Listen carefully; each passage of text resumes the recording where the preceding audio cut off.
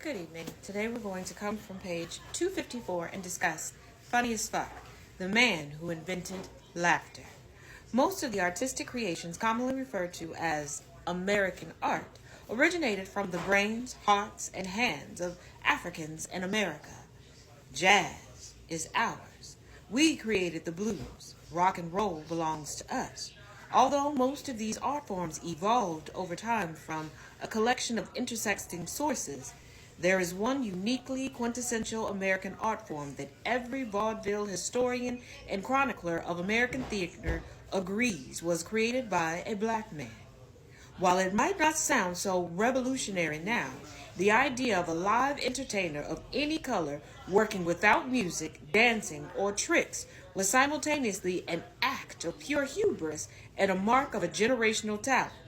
And although he is not a household name, nearly every vaudeville historian and chronicler of American theater agree.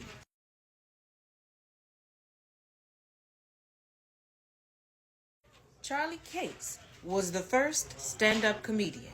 The product of an interracial relationship between an Irish woman and a black musician, Charlie Case was born on August 27, 1858, in Lockport, New York. His parents divorced when he was 17 years old. The following year, he graduated from high school and began training with local attorneys to become a lawyer. After he opened his own firm above 75th Main Street, serving clients for $5 per case, it quickly became apparent that Case wasn't cut out for the legal profession.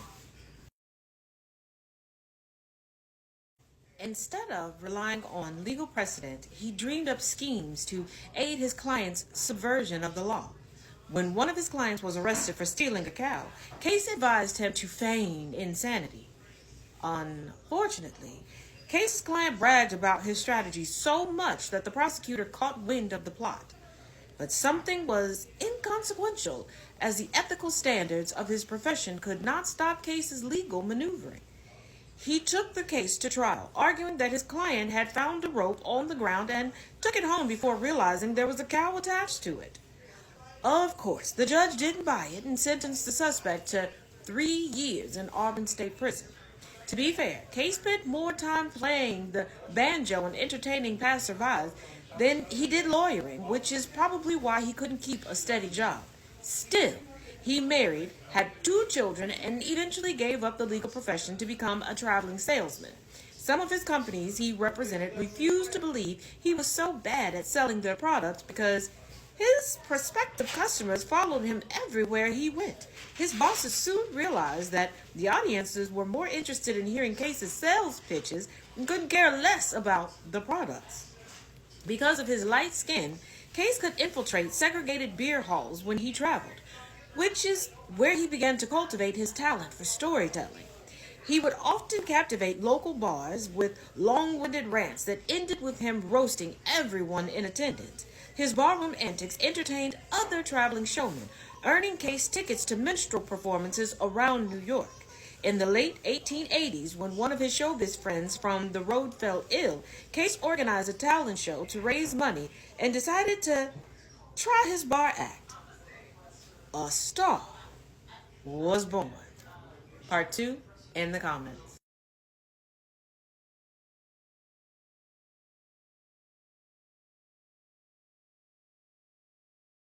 Part 2. A star was born. Charlie Case didn't invent live comedy shows. Live performers have entertained audiences forever. The West African griot was an entertainer, musician, historian, and the keeper of the community's oral tradition. The Mali storytellers, were known as Jeli, were culturally important. The term is literally derived from the Manding word for blood. And of course, European cultures had jesters, clowns, and Bob Hope. But Case was different. Between 1830 and the Civil War, minstrel shows had become America's most popular form of entertainment. Performances usually consisted of 3 acts that included burlesque dancing, musical performances, and comedic skits or speeches.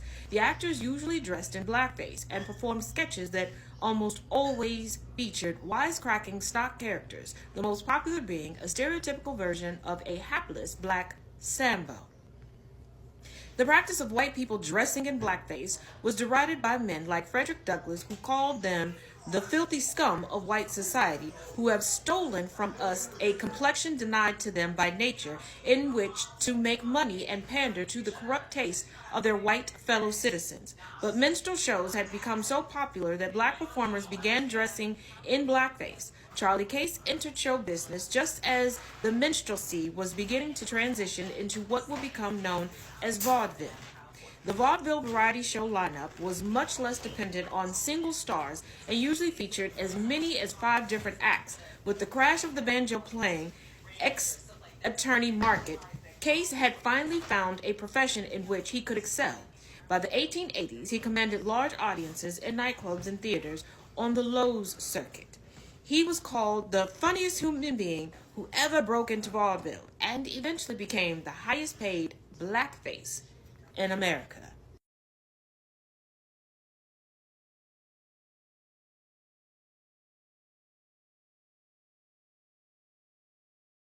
Like many entertainers during the era of minstrel shows, Case began his singing and dancing career with 3 partners, but it soon became evident that Charlie was a solo act. Curiously, he was a well-known neurotic who would fiddle with a string during his act to ease his nerves. Most of his stories were about his family, especially his father, and he usually peppered his tales with biting but hilarious lines. He would famously swing his arms to amplify the point of his hilariously fascinating but personal stories, which would soon become his signature. Artists who borrowed from Case would readily admit that he was the greatest master of the unexpected statement in the world. Although etymologists claim the original term is unknown, vaudeville experts agree that he was the first person to call his technique a punchline. In the early 1900s, Case began having trouble. Some called it a nervous breakdown, while those close to him insisted it was because of his profession. He often revealed the reason for his neurosis to his colleagues. He hated blackface. But instead of quitting, Case changed his entire act. He stopped wearing costumes and blackface. He no longer used partners or props. Except for an occasional parody song for which he was known, he did away with all the pretenses of music and live bands. After the switch, he became known as the purest monolith of the vaudeville era. But the greatest marketers in show business didn't even know how to describe his act. Desperate for a title, they called him the man who talks about his father. Part 3 will be in the comments.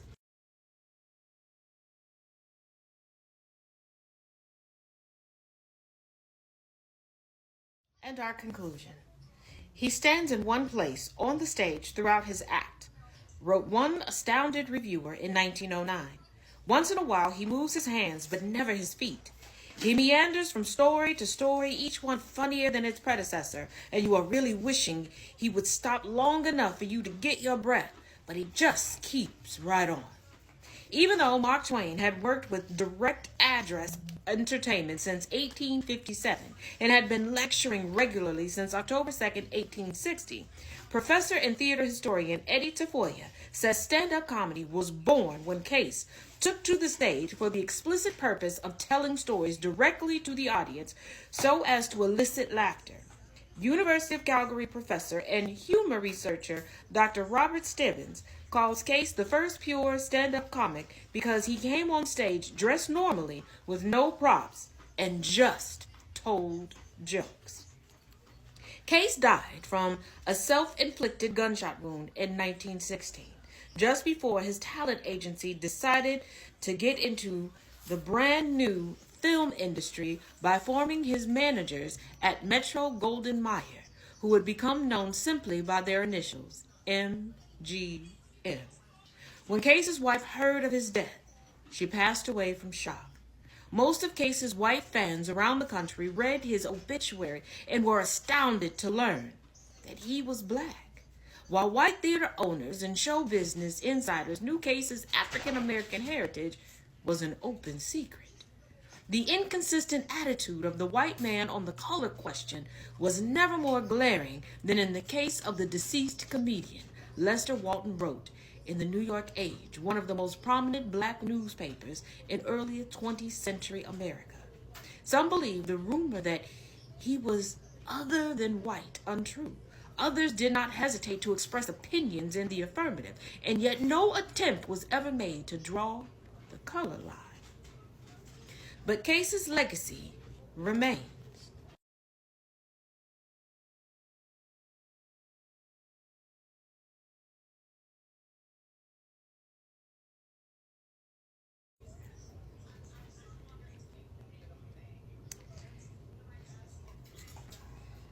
Case suffered from more pirates than anyone in showbiz, wrote vaudeville chronicler Joe Laurie Jr. in 1953, adding, "In fact, entertainers are still using his stuff on the radio and TV, but it's not like it's Charlie Case."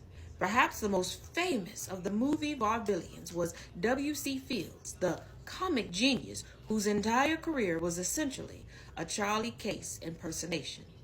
In 1928, Fields copyrighted all his live sketches, including the sketch that later became the movie The Fatal Glass of Beer. The sketch, the movie, and even the song that opened the film were all created by Charlie Case. In announcing his death, the reviewer for the New York Evening World said, "If all the minutes of joy he gave to the public could be added up, it would cover hundreds of gladsome years."